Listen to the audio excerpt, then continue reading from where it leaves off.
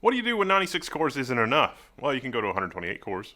The AMD EPYC 9754. Yes, it is fast enough to run Crysis, but you probably shouldn't. But you can replace an entire rack of legacy servers with something like this. But before we do that, we need to talk about this CPU, this platform, and its 12 memory channels. 50% more memory bandwidth than Threadripper? Well, kind of, sort of, but yeah.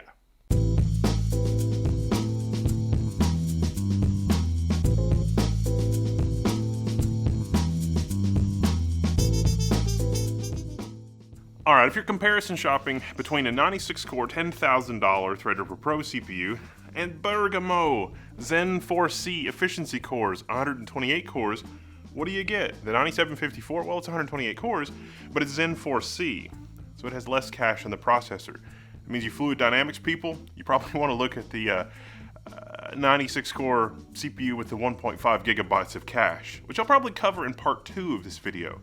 AMD's kind of in a class by themselves here in terms of density and power efficiency. They really are. And we can configure this with a CTDP of 400 watts.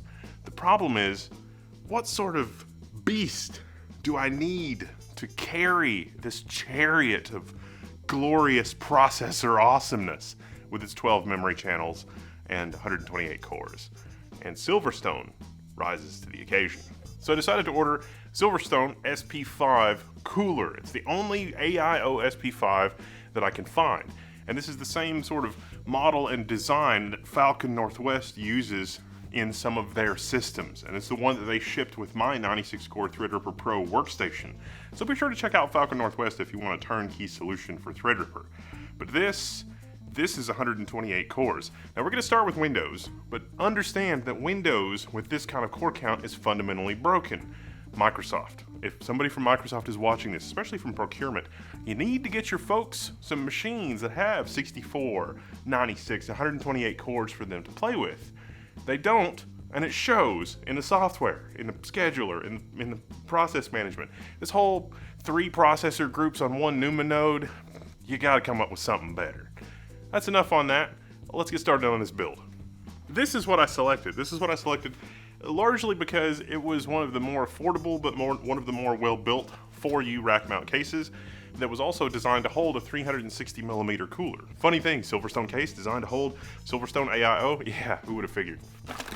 Feet? Yes, you can configure this as a tower for now and a rack later. They also have a Rails kit, which I think for a little over $300 US, they should have included the Rails kit, but it's okay. If you think this isn't a good deal, we've also reviewed cases from Sliger, for example, in the past, designer cases. Those are even a little bit more pricey. Sure, they've got some more higher end features, but this has got a lot of high end features by itself, and this is overall a very solid case, available in volume. This comes with exactly 0 case standoffs installed, but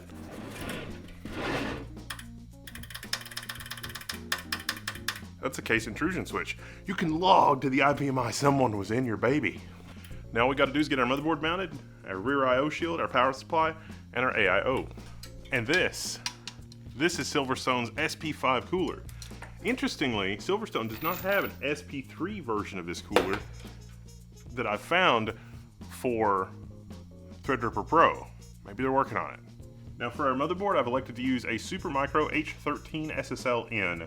The Supermicro is unique in that the form factor is not overly bulbous, but we've got 3 NVMe 8-lane Mini Cool I/O Edge connectors, and you should definitely check out the other content that I've done on Mini Cool Edge and that sort of thing. We've got 3 full PCIe Gen 5 X16 slots and 2 X8 slots, so I've got a pretty good expandability without having an overly huge motherboard. This motherboard also has built-in 10 gig and out-of-band management. This is another thing that, sort of by way of counterexample, that this build with its Mini Cool Edge connectors, I'm genuinely surprised that WRX90 motherboards for Threadripper Pro don't have more of those kind of connections. I mean, Threadripper Pro has 128 PCIe lanes, just like this platform. I really think that higher end motherboard manufacturers like ASRock and Asus missed the boat here a little bit by not having more MCIO connectors. Now to be fair, ASRock does have a single MCIO Gen 5 connector, but Asus couldn't be bothered to put any Gen 5 headers on their motherboard. You only get it through the PCIe connections. But Asus did add BIOS programmable PCIe Gen 5 redrivers for the lower slots on the motherboard, which was something sorely lacking in their WRX80 motherboard, as evidenced by some videos that we did in the past. So a little bit of give and take, I suppose. On server platforms, they do not screw around because you're spending a crazy amount of money. But that's also sort of comes down to like, well, you're not really spending a huge difference in dollars between WRX90 and the server platform. It's a few $1,000s difference really in the grand scheme of things, so why not, fellas? Now, an important aspect to understand about this mounting solution, look, it's got all these screws, 6 screws in total. The heatsink actually is the thing that actuates the processor. So if you don't get the screw order right, or you don't get the torque right, the processor will not be mating with the socket properly, and you can have instability issues either between the socket and memory, or the socket and the PCIe slots. And this is different from the Threadripper mounting solution where 87 to 9, where all of the actuation pressure is through the 3 screws in the CPU socket.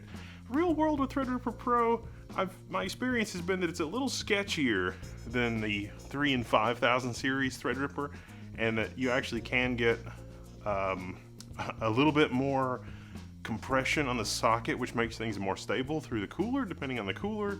And not all of the Threadripper 5000 coolers are compatible with the Threadripper 7000 socket, even though it's mostly still SP3, but that's for another video. My build is shaping up pretty nicely, if I do say so myself.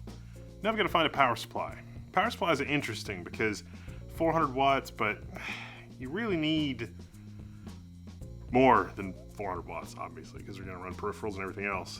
1000 watts, 1200 watts, even though this is a single socket system, wouldn't be unreasonable, especially if you're going to add GPUs for more compute, more different kinds of compute, because 128 cores by itself just not enough.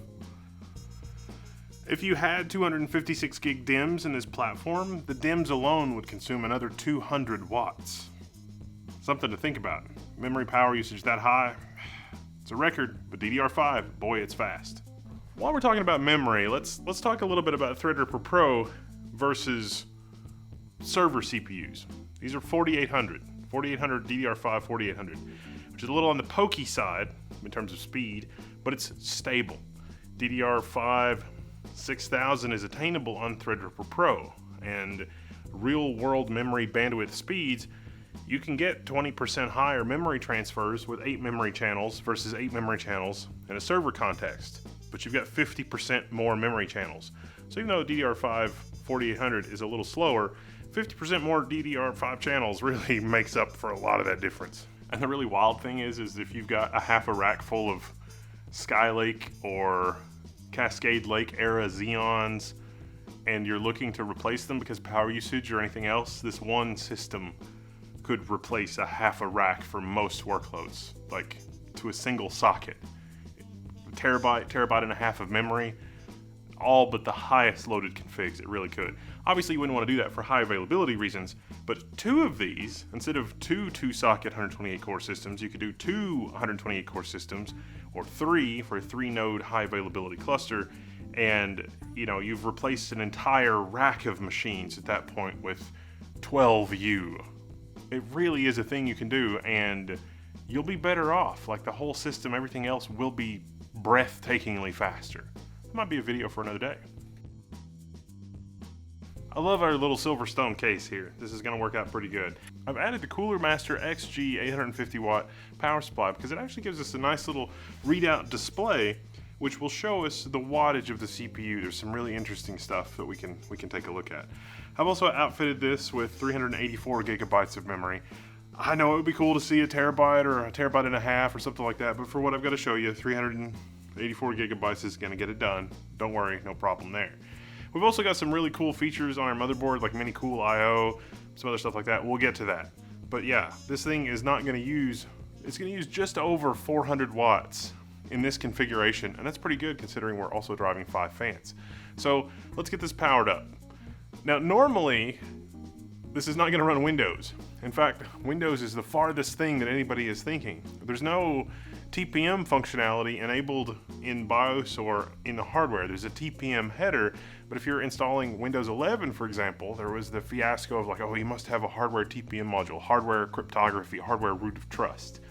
You can do that on Epic. I mean, there are certain Epic platforms that'll support that, but this is not one of them. But yes, I do actually have a hardware module. You just add it to the TPM header. You can check the motherboard for the TPM header. Don't worry about that. We're going to start with Windows, because if you start with Windows, there's certain things about Windows that you might assume, but would actually be incorrect. Now you might notice on our Supermicro motherboard, our PCIe slot layout, x16, x8, x16, x8, x16. Where are all the other lanes? This platform is 128 lanes. Technically it's over 128 lanes. Some of those lanes are not Gen 5 though, when we're talking about beyond 128 lanes, so it's more for like the peripheral interface. And then the chipset also gives you some more lanes, but where are the rest of them? Well, each one of the three Mini-Cool.io, MCIO connector headers, those are also 8 Gen 5 lanes. This is one of the only connectors that is right now today fully Gen 5 certified and can also support redrivers actually in the cable, but is also showing a lot of promise for PCIe Gen 6. Now the full public certification for Gen 6 is not a thing yet, but I have seen prototype Gen 6 devices using the MCIO connector, and that is fabulous. For PCIe Gen 4, we sort of repurposed slim SAS connections. It's not actually SAS, it's just a high-speed connection. Just like some motherboards have SAS type connectors, but they don't actually support the serial attached SCSI protocol. They're just using that because it was a convenient high-speed connector that had already been manufactured in quantity. MCIO aims to fix all that. Finally, no matter which operating system you're running, I'm going to show you two important pieces of information you should know when you're configuring your hardware. And this is what I love. I mean, this is Zen 4C. These are the energy efficient cores from AMD. Now the first thing is determinism control, and I love this because Supermicro has actually changed the wording in recent versions of their BIOS, both for Genoa and Bergamo, and also the older Milan platform. That is determinism control. In this BIOS it says disable performance determinism or enable performance determinism. In a lot of BIOSes it would say determinism, power or performance. And so people would see that and say, oh yes, I want performance, and they would pick performance. It is actually the worst choice. If you have a huge cluster of machines and you're dependent on all of the machines having exactly identical performance, then you would pick performance determinism. But 99 out of 100 cases, probably 9,999 out of 10,000 cases, you would actually want power determinism, because AMD, when they specify the CPUs, they give you, it's like the minimum specification, but a lot of the time the CPU is quite a bit better.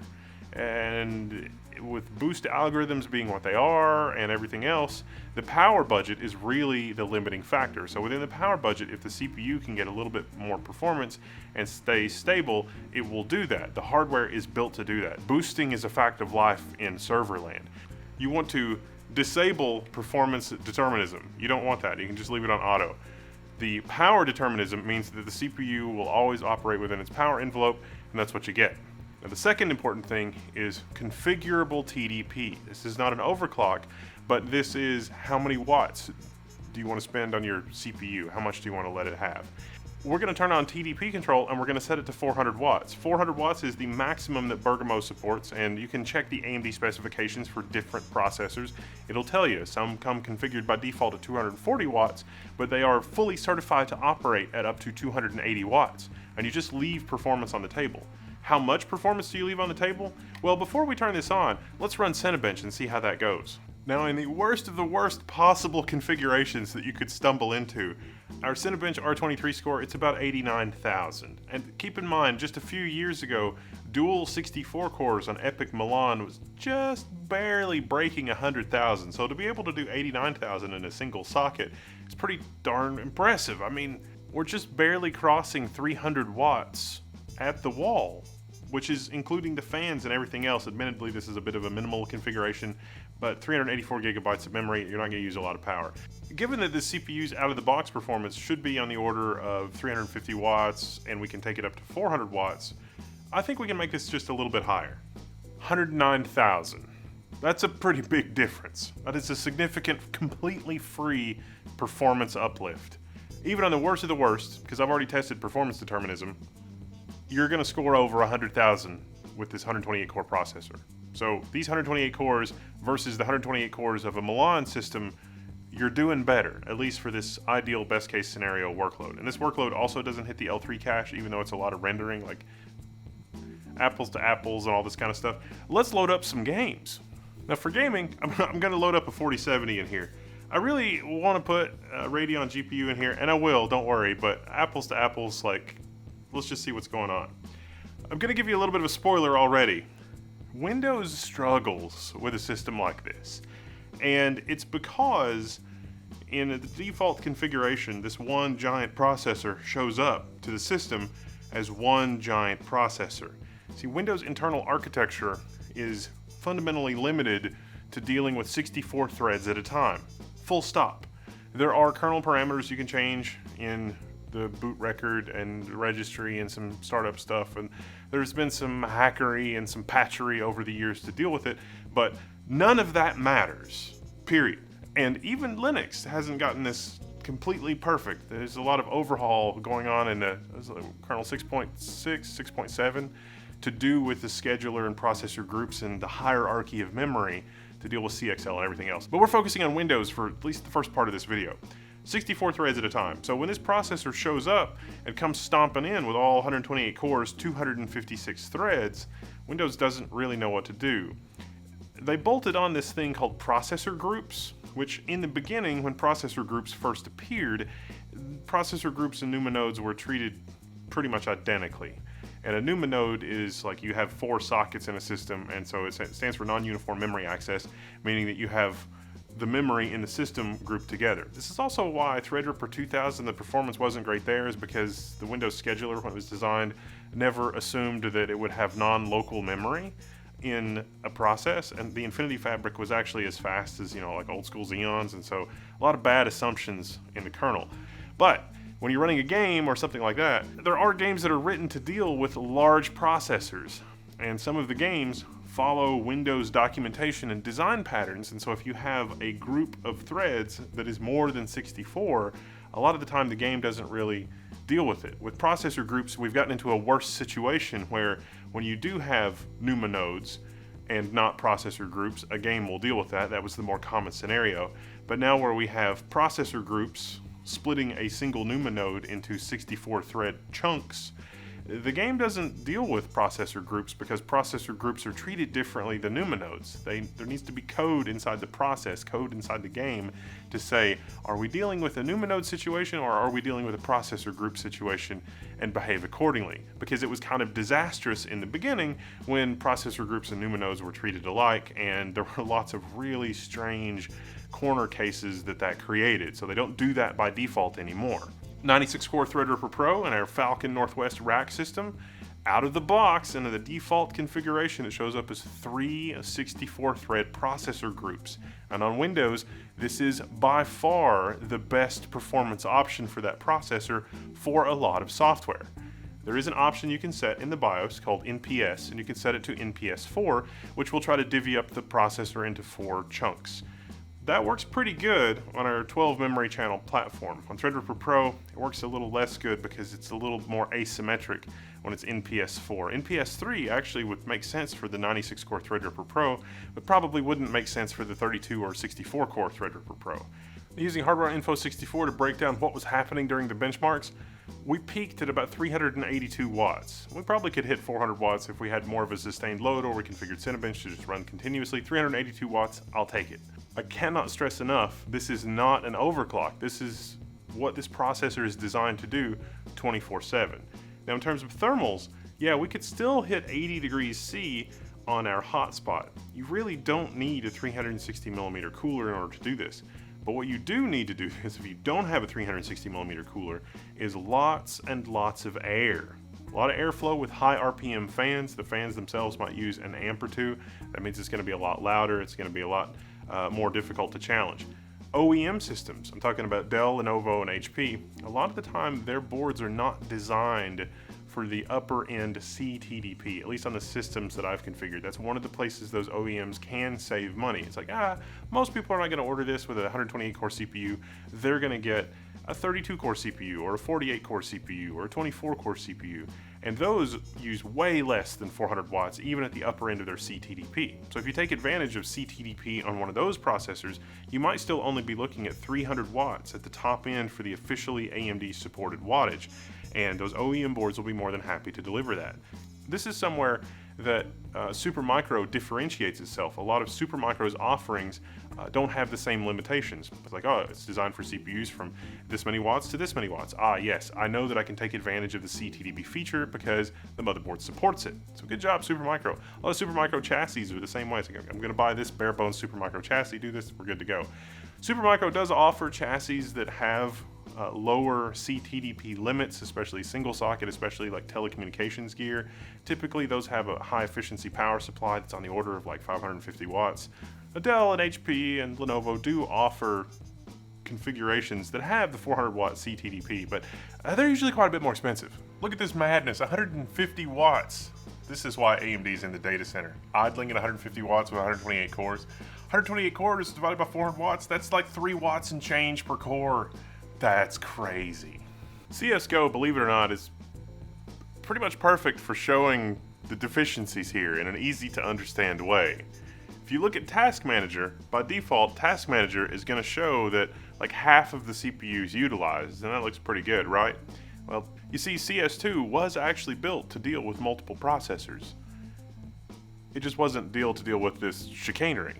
What started out as a fun video showing you about processor affinity and running CSGO on Bergamo at more than 50 FPS and actually being able to score over 100,000 in Cinebench without any trouble at all, really has just turned into show me that you've checked out as an operating systems company without showing me you've checked out as an operating systems company. Look at this UI. If we look at processor affinity, set processor affinity, all processors, CPU 0, 1, 2, or 3, this is a single NUMA node. Like if you look at it from another view, it's just one processor. It's a single, there's no non-uniform memory access here. It's just the one. And yet, processor affinity is a thing that does stuff. There's kind of a nonsensical group dropdown, group 0 through 3, but then you also have CPU 0 through 3, and really these are just our 256 threads broken up in 64 gig chunks. Didn't he say that it was 64 threads? Full stop, doesn't matter. So CSGO, you would think, hey, I'll just make it all run on, CPU 0 or CPU 1 or whatever. That's not a fabulous idea. You can go from 60 or 70 FPS to like 16. Yeah, that's looking a little better. 115, 117 FPS up from our baseline of 60. I've doubled performance by just fiddling with how the operating system schedules things. The operating system scheduler, it can't really afford to be very smart because there's not enough time to decide. You end up wasting all of your time deciding, but at the same time, it clearly needs work. That is kind of the mantra of Windows 11, isn't it? Take out the old stuff that looks like Windows 95 and 98 that actually works but is a little janky, and replace it with something that maybe aesthetically is better to some but no longer actually works. Now, this is an edge case. No one is actually using this hardware to do this. No one would buy a $12,000 processor and actually do this. It's just crazy people on YouTube. There's another thing. When you look at this in Hardware Info 64, you can see that the entire processor is running at 3.1 gigahertz right now while we're playing CSGO. It's because it's not particularly busy. It's boosting as much as it can. It's not even using its full power budget. We're only running at like 172 watts right now with the GPU.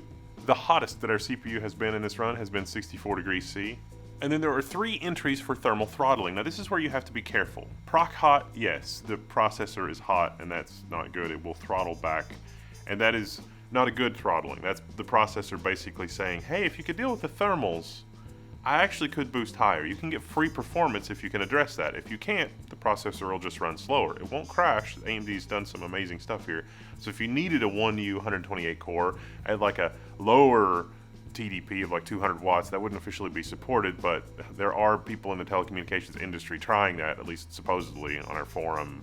The Level 1 forum has a lot of folks working on some of these edge cases and janitorial stuff, and story for another time maybe. Anyway, there's also proc hot CPU and proc hot external, and sometimes these can indicate a problem, but not necessarily. You remember how second generation Threadripper would report thermal throttling when really it was just an offset, and it was calling for more cooling, and that was sort of the way that they dealt with it.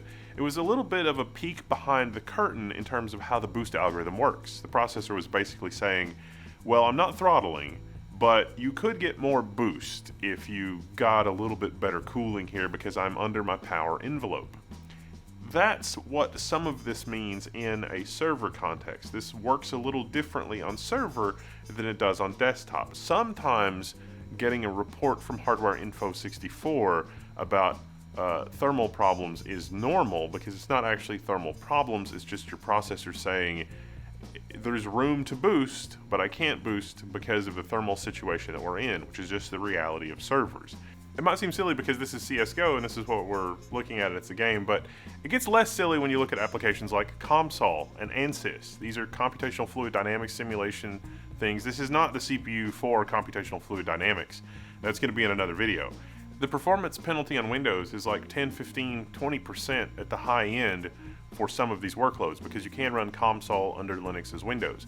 And COMSOL is also useful in that you can pick a math library. You can choose which software is actually doing the math computations because not all math libraries take this into account. Where this is just sort of basic fundamental, like thread scheduling is a table stake of an operating system. It should totally be there.